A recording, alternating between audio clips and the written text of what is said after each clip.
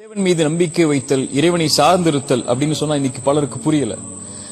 படைப்புகளை விட்டு விலகி படைத்தவனை முழுவதுமாக சார்ந்து நம்பிக்கை வைத்தல் தான் தவக்குல். இது 3 அடிப்படைகள் கீழ இருக்கு. ஒன்று, நடக்கின்ற அனைத்தும் நல்லதோ கெட்டதோ இறைவனுடைய புறத்திலிருந்து தான் நடந்தது, நடக்கின்றது, நடக்கவும் செய்யும் என்ற முழுமையான கல்வியை முதலிலே மனதில் ஏந்தி வாழ்தல். இரண்டாவது, அதன் மீது அப்படியே நம்பிக்கை வைத்து அவனையே சார்ந்து விடுதல்.